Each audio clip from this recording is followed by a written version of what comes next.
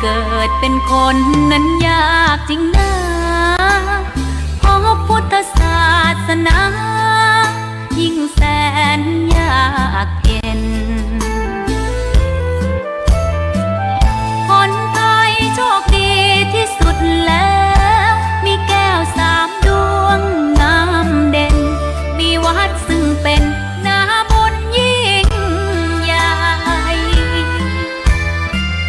มีศาสนาพุทธประจำชา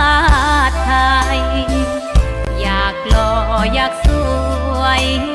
เราต้องรักษาศีลอยากมีอันจะกินต้องหมั่นทำบุญทำทานเอาไว้เข้าวัดสวดมนต์ฝึกฝนสติให้ว่องไวรีบทำตอนที่เราทำเองได้อย่ารอจนตายถึงเข้าวัดว่าเข้าวัดยามเป็นจะได้เห็นแต่น้ำใจ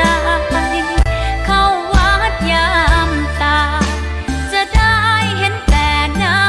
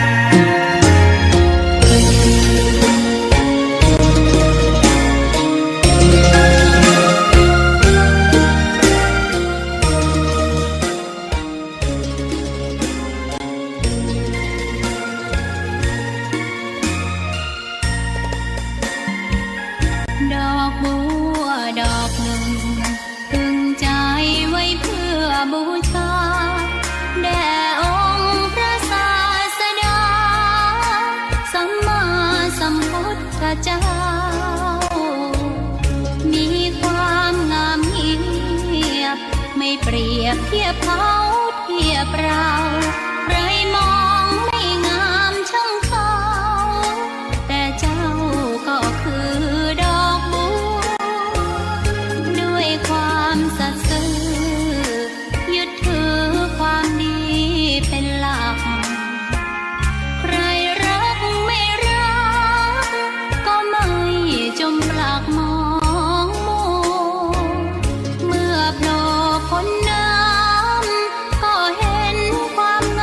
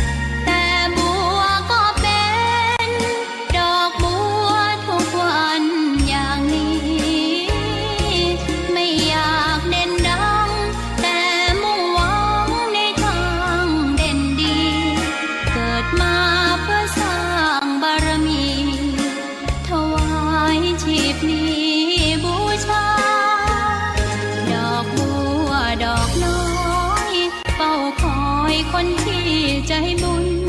มาโอบเอื้อเกื้อกูลรู้ค่าของบุญเก็บบัวขึ้นมาเพื่อสร้างความดีและเสริมบารมีดังว่าใช้ดอกบัวนี้บูชาพระสัมมาสัมพุทธ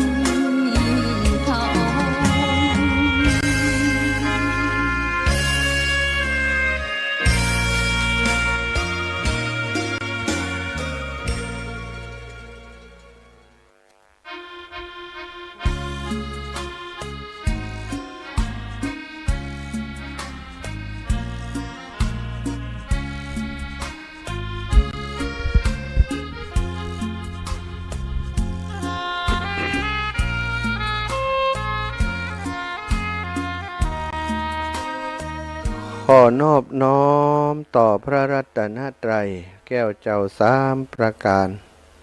น้อมเอาคุณพระพุทธเจ้าคุณพระธรรมเจ้าคุณพระสังฆเจ้าคุณพระอรหันตเจ้าอริยสงฆ์เจ้าจุตนจุองค์ได้เมตตาแผ่บารมีมาเป็นนวโลกุตรธรรมปกเก่าเกษาปกห่มหักษาครูบาอาจารย์พระมหาเถระพระเถรานุเถระเปื่อนสหธรรมิกสหพรหมจารีทุกกรุปทุกองค์ปกห่มหักษาศรัทธาสาธุชนคนดีเท่าแก่อีพ่ออีแม่ตั้งหลายที่ติดตามรับฟังรายการเสียงธรรมยามค่ำสารธรรมยามค่ำโดยอาตมาภาพพระมหาสมชาติชาตปัญโยรับผิดชอบดำเนินรายการตั้งสถานีวิทยุเพื่อการศึกษาวิทยาลัยสงฆ์นครลำปางซึ่งออกอากาศจากวัดบุญญาวาสวิหารพระอารามหลวงโดยทีมงานสถานีซึ่งประกอบไปโดยดร.จิรศักดิ์ปันลำผู้อำนวยการสถานีน้องแอมพัชริยาฟองจันตาน้องนัทสถาพรสุตาคำน้องดิวอนุพงษ์ตาจินะร่วมด้วยช่วยกันดูแลพ่อกอยสถานีบริการคือครูบาอาจารย์พระนักจัดรายการ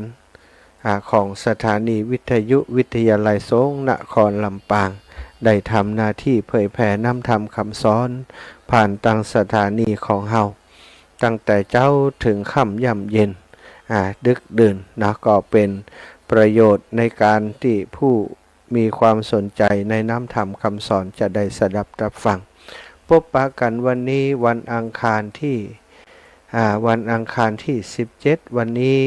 10เดือน15ค่ำเดือน12ศรัทธาญาติโยมอีพ่ออีแม่ตั้งหลายเป็นวันพระเป็นวันพระใหญ่นะก็เป็นวันพระเป็นวันเปตพีประจำปีต้วยหลายวัดหลายวาก็ทำบุญสุนทรทานกินตานกันเป็นที่ชื่นอกชื่นใจกับศรัทธาญาติโยมได้ตานหาปิตามารดาญาติกาผู้ล่วงลับนะนึกถึงเปิ้นก็คิดเติงหาเปิ้นก็ได้ทำบุญไปหาเปิ้นศรัทธาญาติโยมวันนี้จะเทศทำปื้นเมืองสักผูกหนึ่งเนาะถึงจะเทศบะเก่งแต่ก็จะเทศให้ฟังเด้อฟังให้หู้เรื่องกันแล้วกัน เราจะฟังเอาหมวดฟังให้หู้เรื่องทำเปตตาพี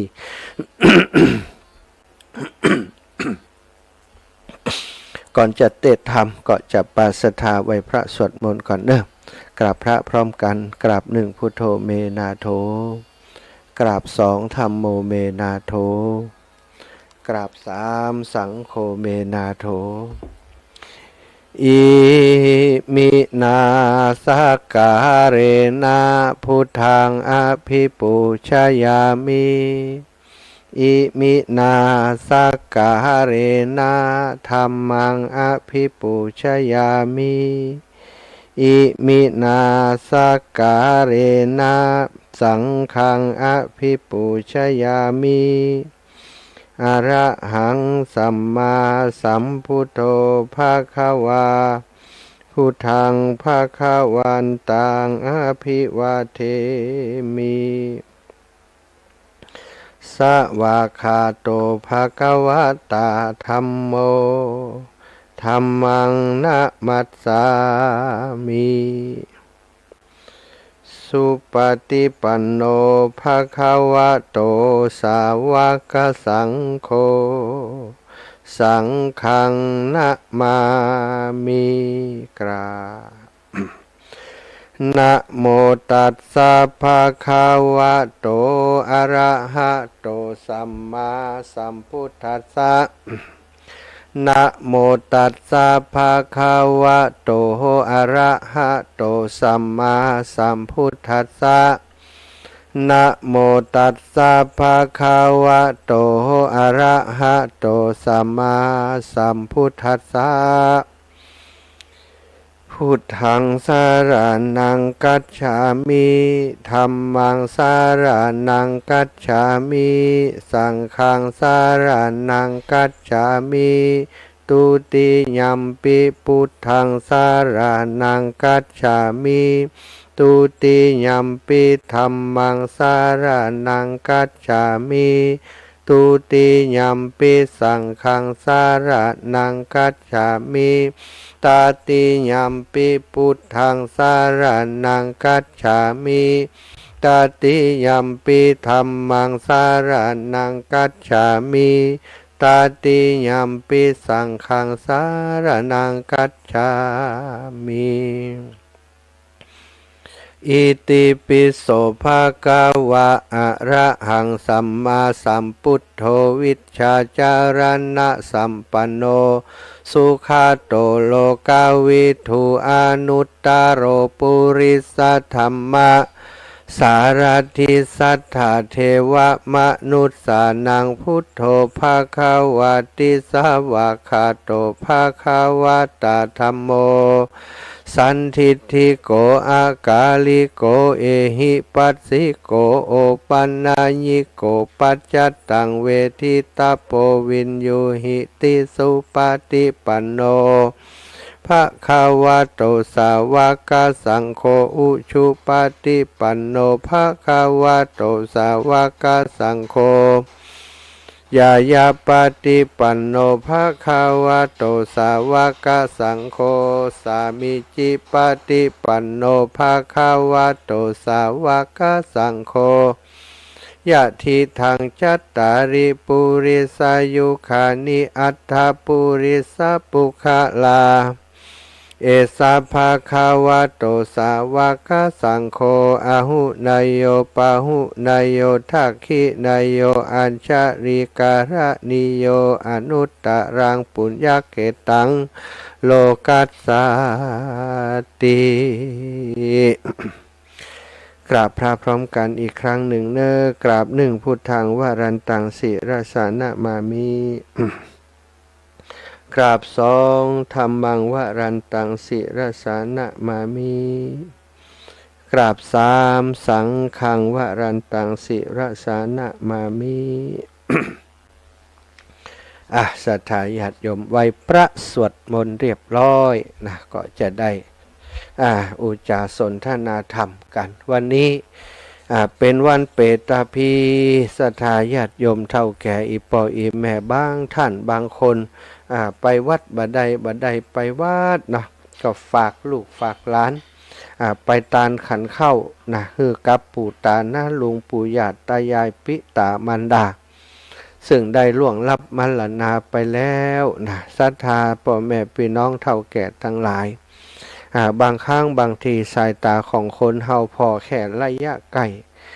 ระยะที่เฮาหันก็คือระยะที่พอมองหันพอเห็นนะความทรงจำของคนเฮานะความทรงจำมักจะมีแค่ในภพนี้ชาตินี้จริงๆแล้วแต่ละคนเฮานี่เกิดมากี่ภพกี่ชาตินับบัดถ้วนสถาแต่ละภพละชาติก็เฮาก็มีพ่อมีแม่มีพี่มีน้องมีลูกมีเต้าผ่านเหตุการณ์ต่างๆมามากมายเคยเกิดมาเป็นลูกไผก็บ่ฮู้เคยเกิดมาเป็นพ่อไผแม่ไผก็จำบ่ได้นึกบ่ออกนึกบ่ได้ นึกใดหันใดหู้ใดก็แต่เพียงจัดนี้หลายคนสำนึกในบุญคุณพ่อแม่ปิตามารดาตลอดถึงลุงปานะอาญาติกาศทั้งหลายที่เปิ่นดูแลอุปถัมภ์ค้ำจูเฮามาจนเติบจนใหญ่บางคนก็มอบทรัพย์สิ่งของให้ระลึกถึงท่านนักทานาทีก็คือทำบุญอุทิศบุญไปหาเพิ่นเขาก็นึกได้แต่พบนี้จัดนี้คนบ้านเฮาเปิ่นบอกว่าตานฮื้อเจ้ากรรมในเวรปู่แทนแม่แทนญาติแทนต่างๆเทวบุตรเทวดาญาติโยมตั้งหลายจริงๆแล้วเฮามีพ่อแม่มีญาติพี่น้องมีลูกมีหลานแต่ละภพละชาตินักหนาปะป้านเนาะฉะนั้นในการทำบุญแต่ละครั้งนะควรจะระลึกถึงคนหมู่นั้นตัวบางเตื่อเปิดไปเขวิบากอยู่ในนรกในเดรัจฉานในเปรตก็ดีที่ไหนก็แล้วแต่ถ้าเฮาอุทิศบุญอุทิศกุศลไปให้เปิ้นก็จะได้รับบุญนั้นแล้วก็จะพ้นจากทุกข์จากยากเท่าที่จะได้รับบุญจากเฮาไปที่เฮาทำส่งไปให้เปิ้นเวลาทำบุญควรจะระลึกนึกถึงคนกลุ่มนั้นตัวนะหรือว่าญาติกลุ่มนั้นตัวญาติแต่ปางก่อนนึกไปหาที่สุดบ่ได้เตอะสถาจะไปนึกเอาแก่ญาติพี่น้องที่เฮาฮู้จักแต่พบนี้ชาตินี้ท่านอาจารย์ก่อนอ่านก็เตรียมสำหรับเป็นหมื่นเป็นแสนก็จะไปเอาอย่างนักศรัทธาแต่จิตของเฮานาติอุทิศบุญนี่คือแผ่ไปหาที่สุดหาประมาณบ่ได้แผ่ไปเตอะแผ่ไปฮือสรรพสัตว์ทั้งหลายนึกไปเอานึกถึงพ่อแม่ปิตามารดาญาติกาแต่จัดก่อนปางก่อนต้ยจัดนี้ต้ยนะอุทิศบุญไปให้เปิ้นเนอะในเรื่องเปตพีเดี๋ยวศรัทธาจะได้ฟังญาติพี่น้องของพระเจ้าพิมพิสารนะศรัทธาอดีตชาติการก่อนปุ้นนะบ่ฮู้กี่ภพกี่ชาติมาแล้วสมัยพระพุทธเจ้าปุถุมุตตะปุลนะศรัทธาตานไปเหือพระเจ้าพิมพิสารตานไปเหือในภพนี้จัดนี้นะซึ่งบ่ฮู้จักภพนี้จัดนี้เป็นไผบ่ฮู้แหละนะมาได้ตานเหี่ยภพนี้จัดนี้ติพระพุทธเจ้าทำเหือผลตานนั้นส่งไปถึงเปรตทำเหือเปรตทั้งหลายได้รับบุญได้รับกุศลก็พ้นจากที่ยากพรากจากที่ทุกข์บ่มีเพื่อผ้าใส่ก็ได้ใส่เสื้อผ้าผิวพรรณวรรณะมนหมองก็ผ่องใสขึ้นมาบ่ได้กินข้าวกินปลาก็ได้กินสถะเรื่องราวจะเป็นจะใดวันนี้จะเตะทำเปตพีเฮือเนอะใครจะเป็นเจ้าภาพกันเตะทำเปตพียอมมือสาวามือฮับเอาข้าเจ้าจะเป็นทำเจ้าภาพทำเปตพีผูกนี่เนอะสถายืนโยงเอาอย่างก็ได้เอาขันใส่ดอกมาวางเหี้ยเอาสตางค์ใส่10 บาท20 บาทก็ใส่ไปเตอะจบแล้วก็ถวายกันเทศนี่เนอะเกณฑ์กันเทศกับพระเจ้าที่อยู่ในบ้านสถานั้นนะแล้วก็วันใดไปวัดก็ไปจอมตู้ไฟฟ้าเนอะการน้ำกับไฟของวัดของท่านเองนั่นแหละเนาะบัดต้องโอนมาให้อาตมาอาตมาจะเทศให้ศรัทธาก็ปูจากันเทศเอาภัยที่ฟังอยู่ได้มีบางคนฝันถึงเจ้ากรรมในเวรมาหาวะนะเจ้ากรรมในเวรของคุณย่าคุณยายนะมาเข้าฝันฮู้ว่าย่าว่ายายมีเจ้ากรรมในเวรนักอยากทำบุญไปให้เปิด ก็ตั้งใจนะรับฟังทาง Facebook ไลฟ์ก็ปูจาธรรมแล้วก็อุทิศกล่าวถึงภาพที่หันในนิมิตในกำฝันนั้นบอกให้เปิ่นเฮียว่าตอนนี้ได้ตานทำเปตพีให้แล้วมาฮับเอาบุญเอากุศลพ้นจิตยากพลากติดทุกข์ไปอยู่ที่สุขเน้ออินาสัทธารายใดยังตันเตดกำแล้วปโทมาละอีแม่ยังได้นี่กำลังจะเตดนะน่ะอันท่านแม่ปุจ้าอันกันเทศ100 บาทเดี๋ยวคือน้องก้อยโอนตังค์มาคืนเลย1,000 บาทเตดแปลงหน่อย สาธุสาธุสาธุปุจ้ากันเทศของท่านน่ะเดี๋ยวท่านจะเทศอยาก เตดเดี๋ยวเนี้ยนะโมละสาธุเจ้าสาธุศรัทธาเนอะแตนผู้จานคำพ ระมา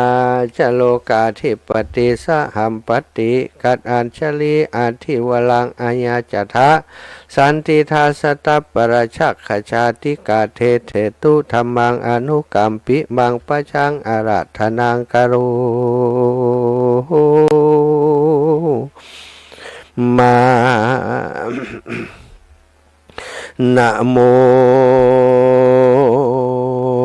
ตันสะภะคะวะโตอะระหะโตสัมมาสัมพุทธัสสะ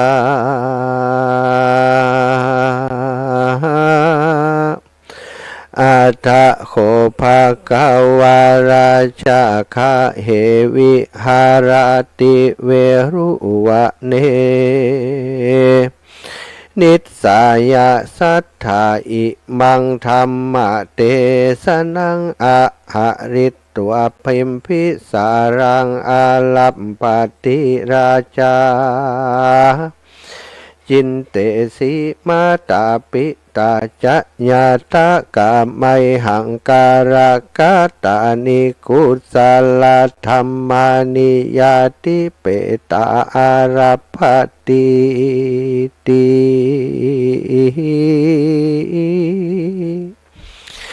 สา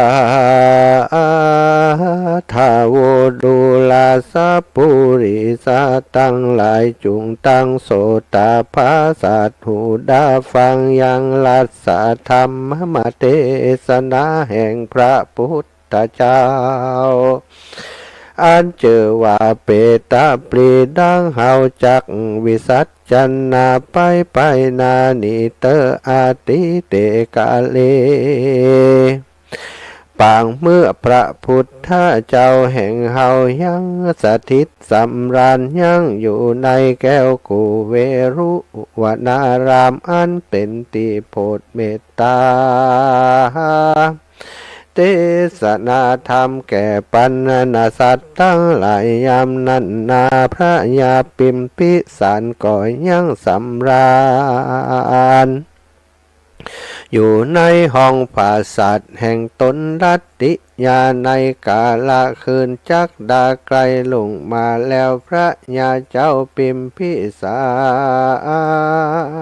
รก็มาลำลึกนึกหายังญาติกาวงสามาตาปิตาปีน้องอันใดตกไปสู่ห้องอัมบายหรือว่าเขาตั้งหลายไปเมื่อเกิดในจันฟ้าเลิศเมืองสวรรค์และจักได้สะเวยอย่างทุกข์และสุขก็บ่อาจจักหูใดพระยาปิมพิสารเจ้ากุฏานาในใจว่าบ่มีปุคคละผู้ใดอาจสามารถตะหูใดพระบาทไทย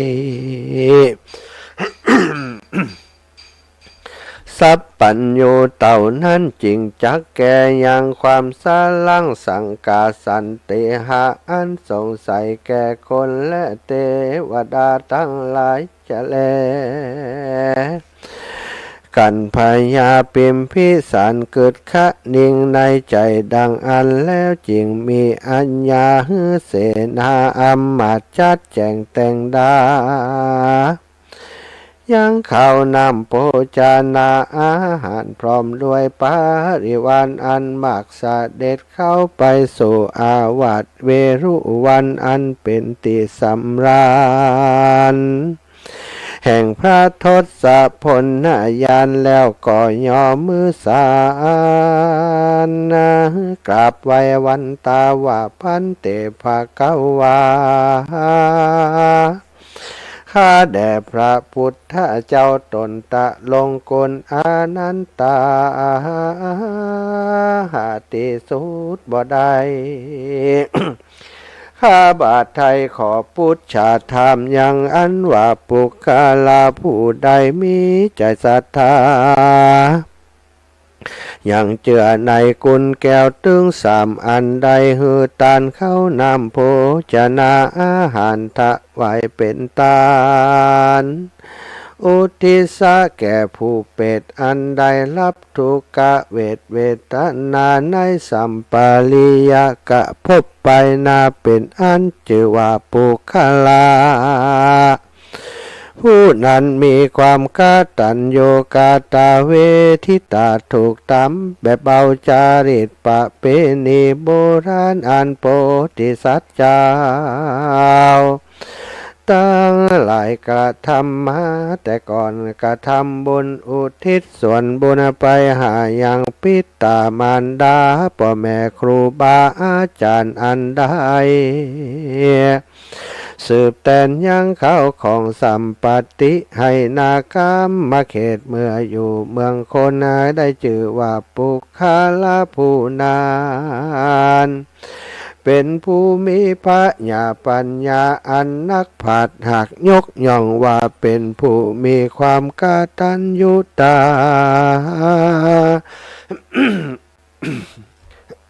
สุมาเดะ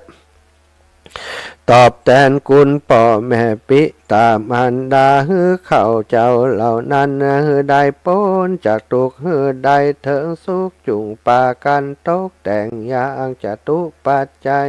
ถึงสี่มีพระจิวาลาภิกขาหันมาถวายเป็นทานแก่พระสงฆ์องค์เจ้ามีพระพุทธเจ้าเป็นเผ่าเป็นพระทานก็หากจักยังมีภาระอานิสงส์มากนักจะแล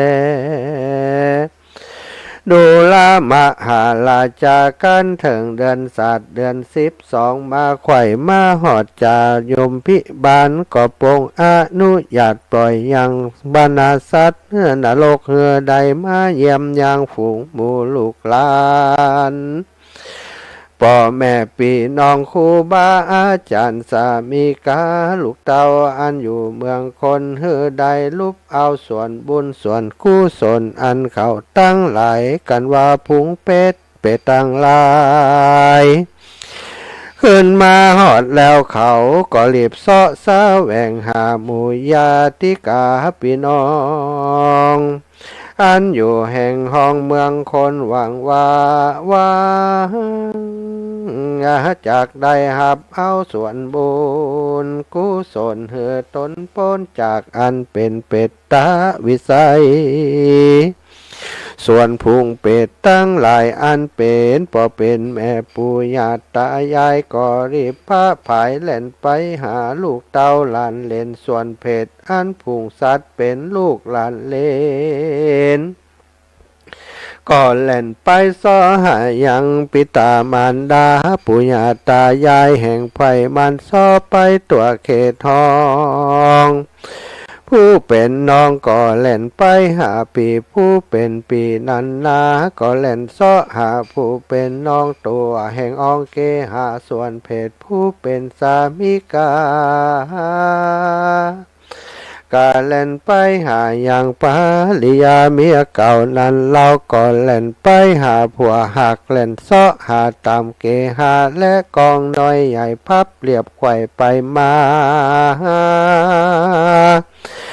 ในวัดว่าอารามกุฏิวิหารอุโบสถเปื่อจักกาหาทารับเอายังของตานอันลูกหลานปันยืนเหือ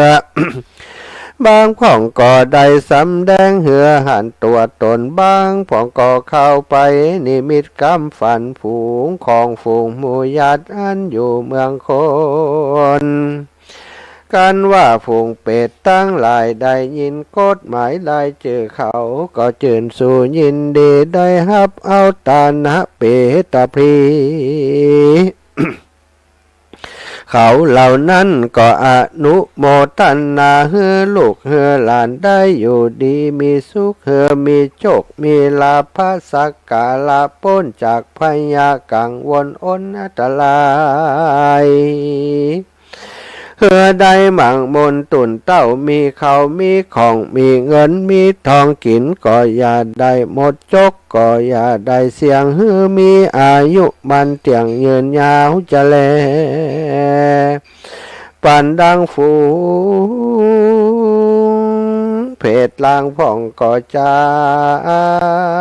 กันว่าหมู่ตูคาทั้งหลายได้รับแล้วว่าอันสวนว่าอันผูงเป็ดติยังบ่ให้ฮับเอาส่วนบุญก็มีความเววนห่อนใจว่าจักกะทำฉันใดยังบ่มีไผที่ทำบุญมาเฮือพอจวนจักดาถึงเวลา หมดเขตเหตุว่ากรรมไปหลังมากรรมบังเกิดเกิงบ่เฮือใดบ่เฮือใดหันยังหมู่พี่น้องที่มาทำบุญไปหาหลวดใดต้องทุกขเวทนาอดอยากหากหาที่ปึงบ่ได้เหตุบ่ได้ทำบุญเมื่อยังคนบ่ได้ทำบุญกุศลใส่บาตรหยาดน้ำไม้ตาลบ่ได้รักษาศีลฟังธรรมอยู่โดยความพระมาทลาสาบ่ได้บวชคำจุวระพระพุทธศาสนาของพระพุทธเจ้าบ่ได้เอาลูกเต้าหลานเหลนมาบวชเหตุนั้นจริงหลวดได้มาเพ่นเพศได้รับทุกขเวทนาพุงปีตามารดาบ่ได้กึดหอดกึดหลอดเมื่อเขาตำตายละตอดสมบัติปฏิเอาเขาสืบแต่นมาก็ซ้ำเป็นคนปาลาบาใบรับเอาของเขาไว้แล้วก็บอกกะทำบุญไปหาสัพเปเปตาอันว่าเปตตั้งหลายก็จะจมสามฝูงอันใดรวมสร้างอยู่อย่างคนบ่เคยทำบุญกุศลไปหาสักเถื่อบ่มีใจเพื่อเกือเกิดเติ้งหาเป็นผู้หาปัญญาบ่ได้บ่กินนะบ่กินบ่ตานเพศทั้งหลายที่บ่ได้หันญาติพี่น้องทำบุญไปหาเขาก็จะจมสามนานาต่างๆว่าหาที่เปิงอาสะไหลบ่ได้กันถึงกำหนดมาไข่ก็จากใดไปสู่ยังที่อยู่นรกที่เก่าดูรามหาราชาส่วนผงญาติกาภาลิยาลูกเต่าปิตา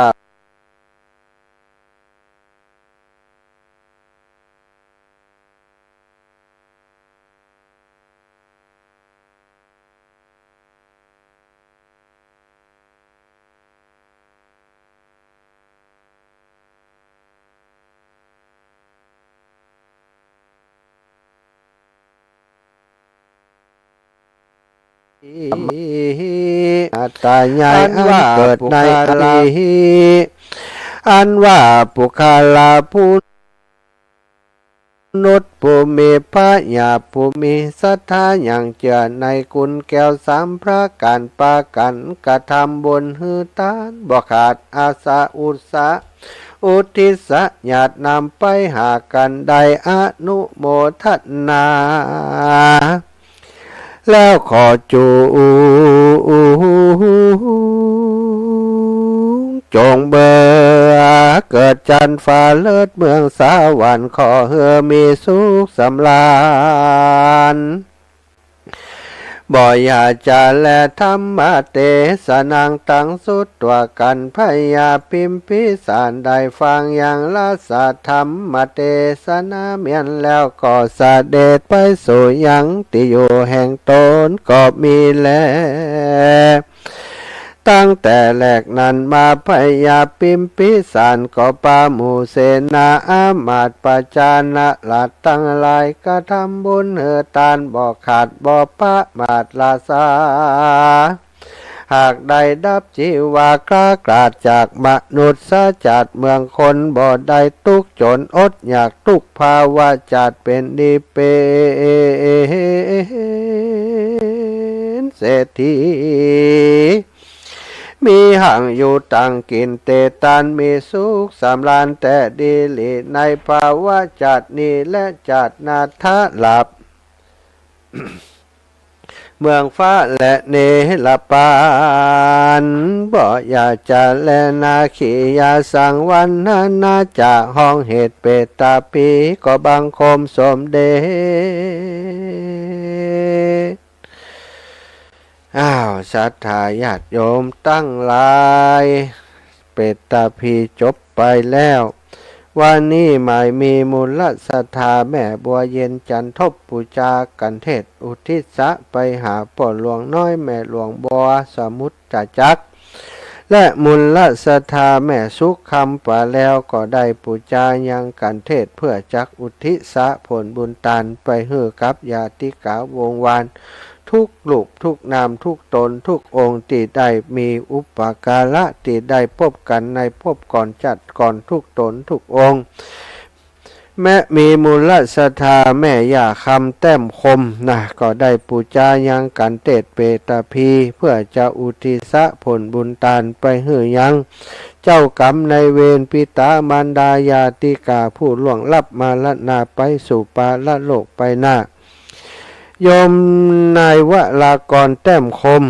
ก็ได้ปูจายังกันเทศธรรมเปตพีเพื่อจักอุทิศะผลบุญตานนี้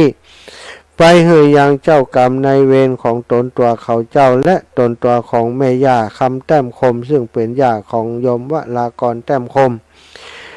ได้นิมิตกรรมฝันได้ฝันถึงเปตะทั้งหลายที่เป็นเจ้ากรรมในเวรของแม่ย่าว่ามีนักมีหลายวันนี้ได้ปู่จายังทำเปตะพีก็ขอให้ผู้ที่เป็นเจ้ากรรมในเวรก็ดีเป็นปิตามารดาของศรัทธาสาธุชนคนผู้ฟังธรรมในวันนี้ทุกท่านทุกคนถือว่าทุกท่านทุกคนนะได้เป็นเจ้าภาพกันเทศธรรมะเปตพีโดยกันในที่นี้เหมือนกันจูผู้โจคนไม่ยากกับแก้วสีอินแก้วโลจะเป็นเจ้าภาพกันเทศเอาไว้ถวายวัดบรรพตเด้อเจ้าตานหาไผ่ปออุ้ยจันแม่อุ้ยฟองสีอินแก้วกับบรรพบุรุษตั้งปอคุกคนนะเจ้า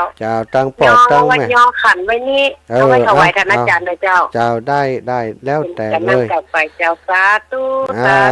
ธุไฟแล้วใจก็โทรมานะถ้าแล้วใจแล้วสักกรรมก็จะปั่นปอนเนาะ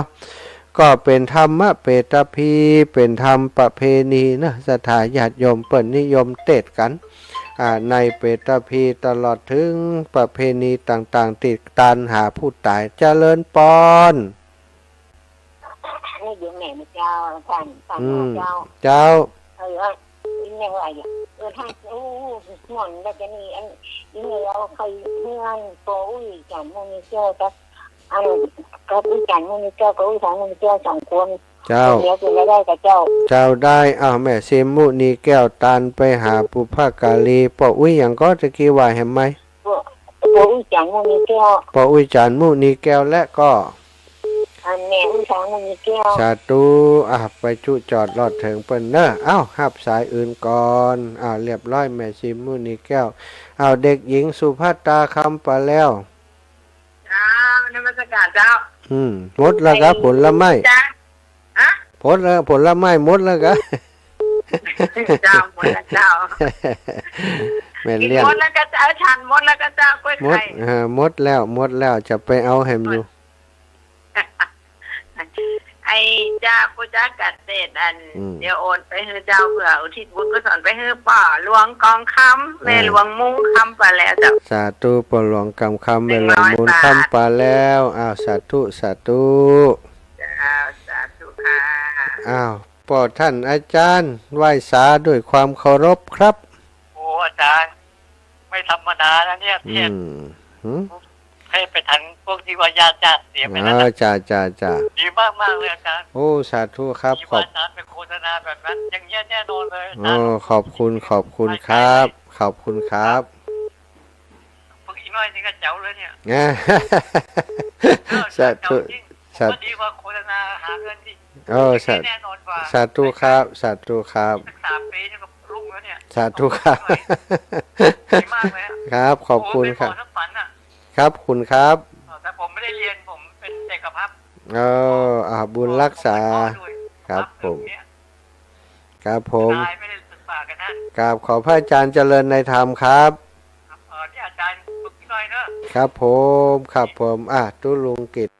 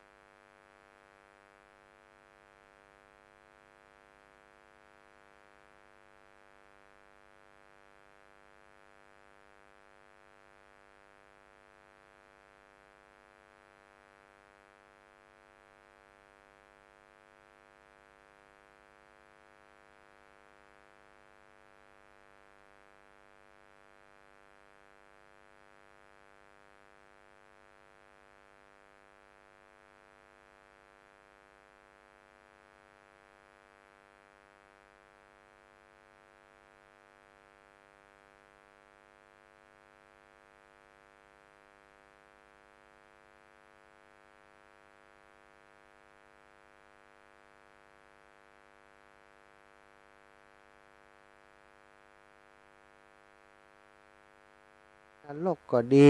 อยู่ในเปรตวิสัยต่างๆเปรตนี้มีถึง16ประเภทนะศรัทธาญาติโยมจำมาได้ว่าอย่างไปพ่องแล้วเนาะแต่ว่ามีเปรตชนิดหนึ่งปรัตตทูปะชีวีเปรตนี่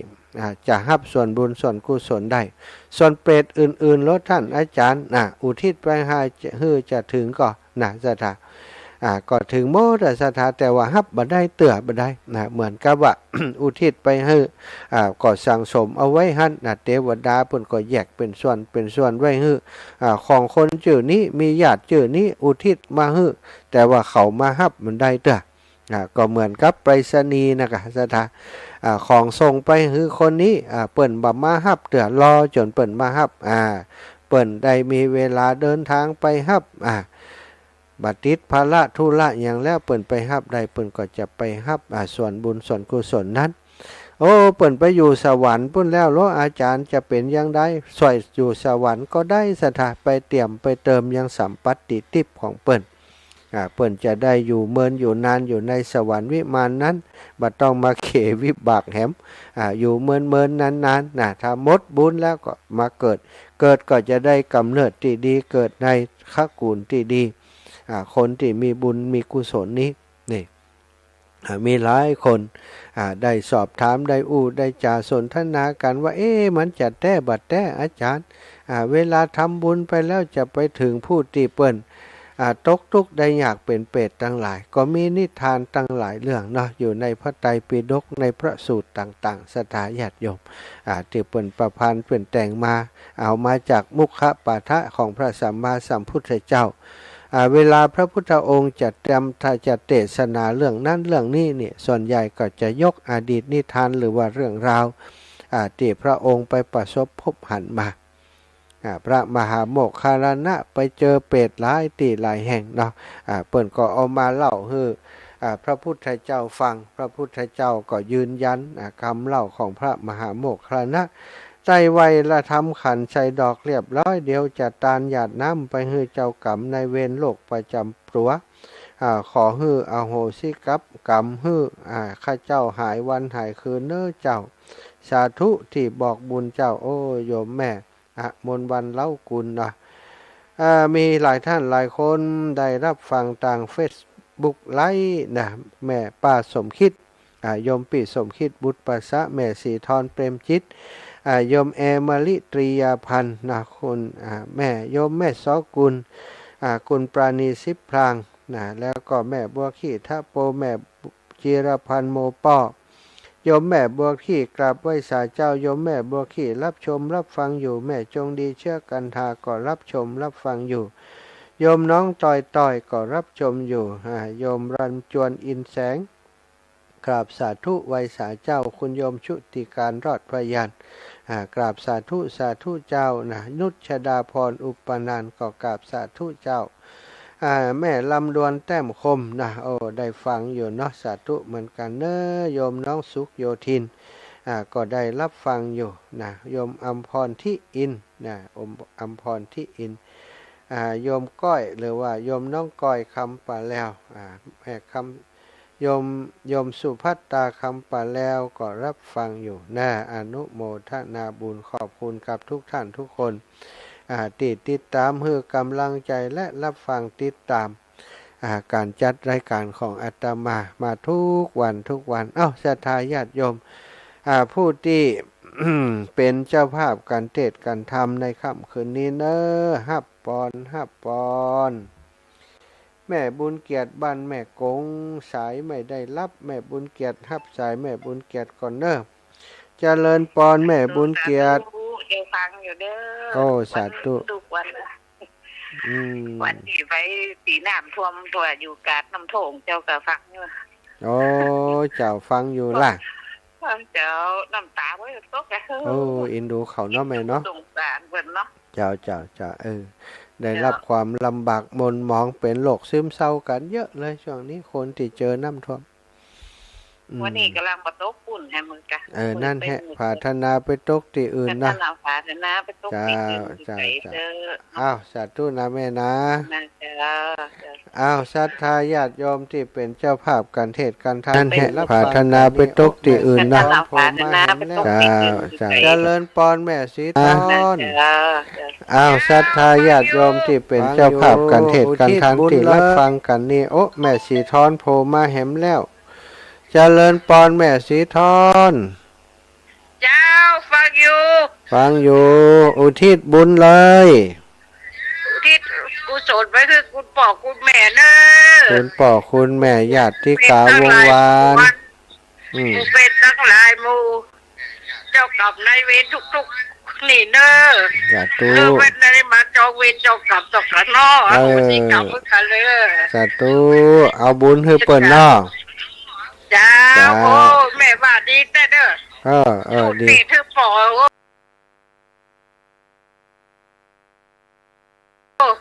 ได้ฝากได้กินข้าวได้แล้วนะดีแล้วสาธุสาธุโยมแม่อยู่เพชรบุรีเนาะอยู่เพชรอยู่เพชรบุรีก็ฟังได้สาธุ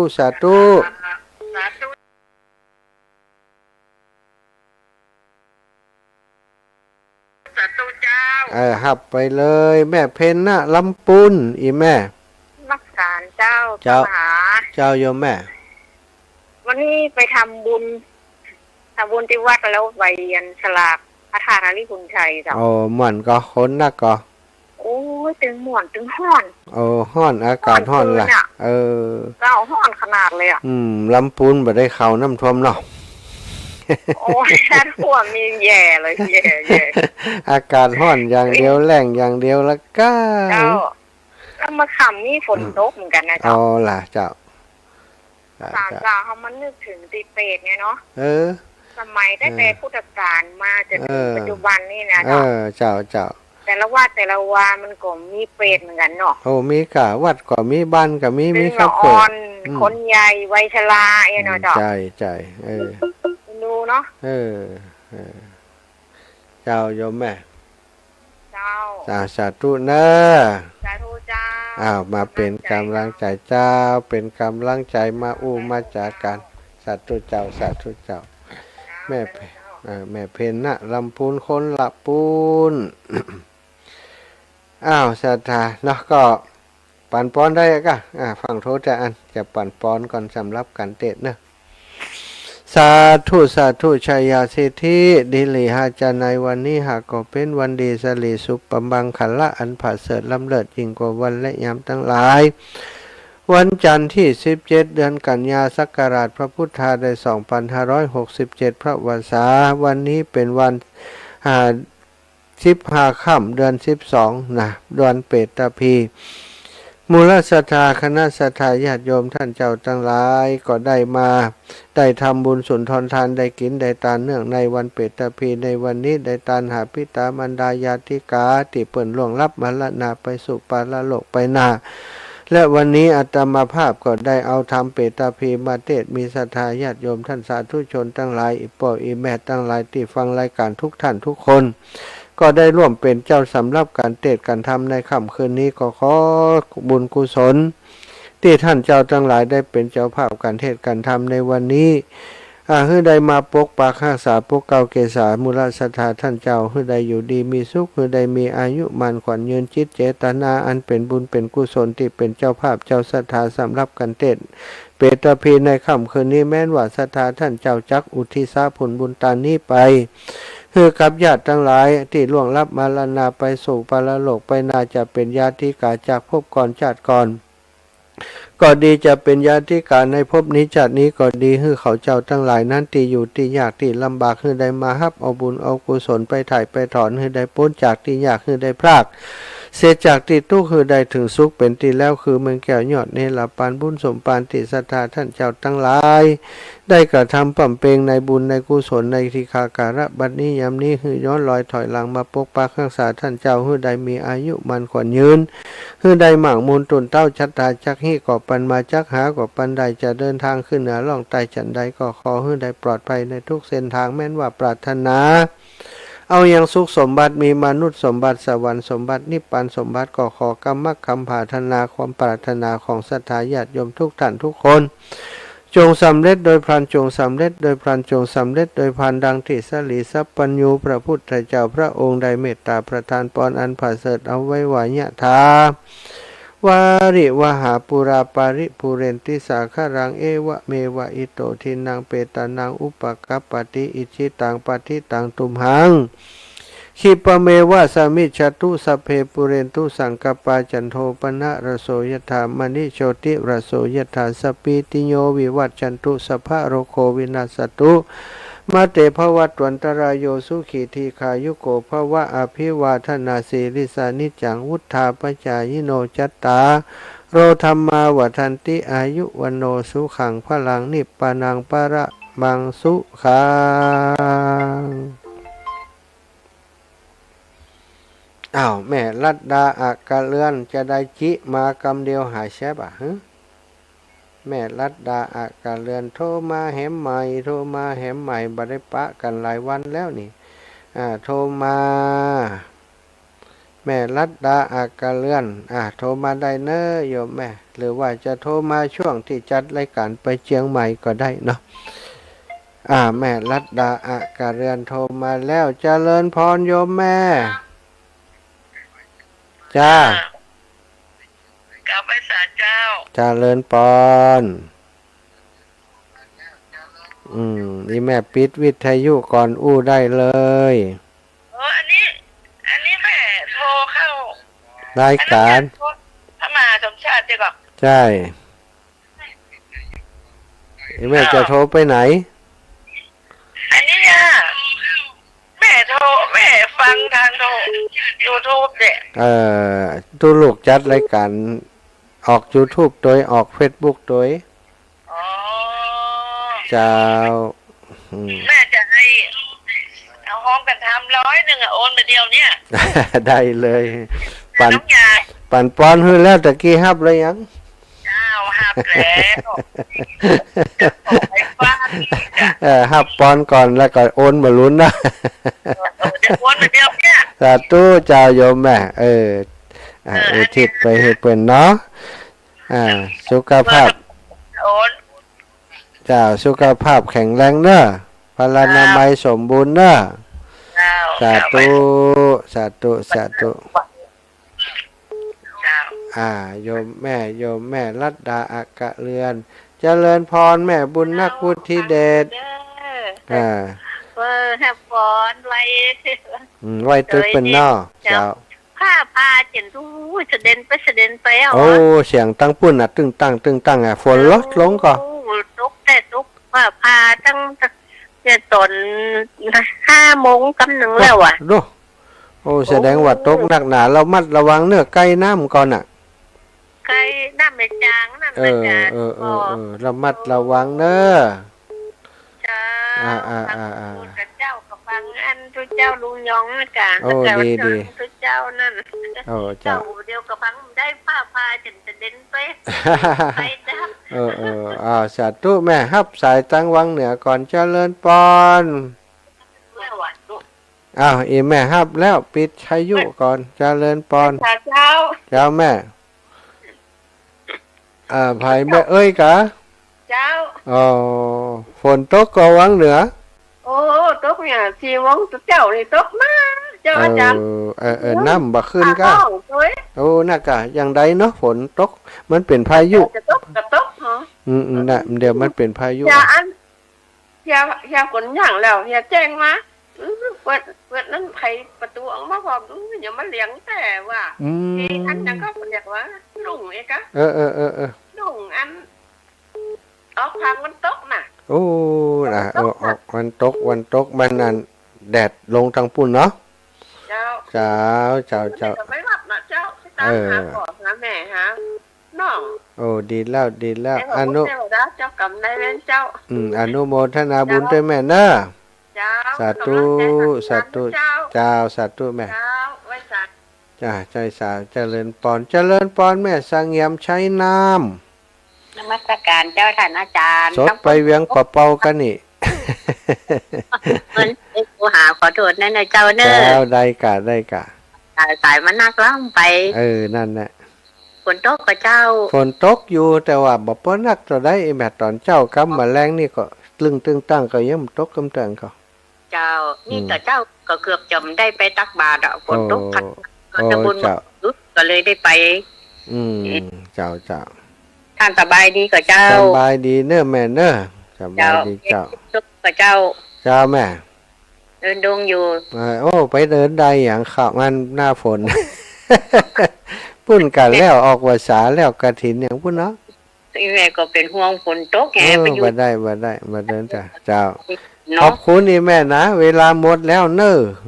เจ้าสาธุเจ้าแม่สังเงียมชัยนามเวียงป่าเป้าศรัทธาญาติโยมชั่วโมงนี้เวลาหมดเวลาขอบคุณทุกท่านทุกคนที่ติดตามทาง Facebook ไลฟ์ก็ดีติดตามทาง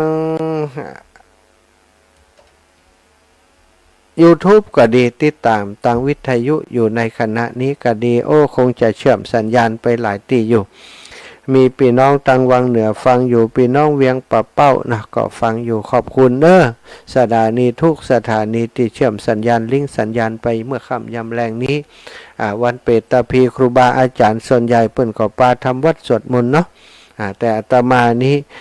บ่ค่อยได้ทำวัดโดยเปิ้นก็ทำวัดเย็นในวิทยุนี่ศรัทธาก็ทำวัดโดยหลายท่านหลายคนก็ที่บ่ได้ฟังก็คงจะไปวัดไปวาอยู่ก็เดียวก็จะได้จัดได้การต่อไปนะไปทางสถานีเชียงใหม่เนอะเวลาหมดเวลาก็ขอนำรายการจากลาศรัทธาไปโดยเวลาเพียงเท่านี้ขอความสุขสวัสดีจงบังเกิดมีแก่สถานาบุญทุกท่านทุกคนจัตตารโอธรรมาวทันติอายุวันโนสุขังพระลังเจริญพรแม่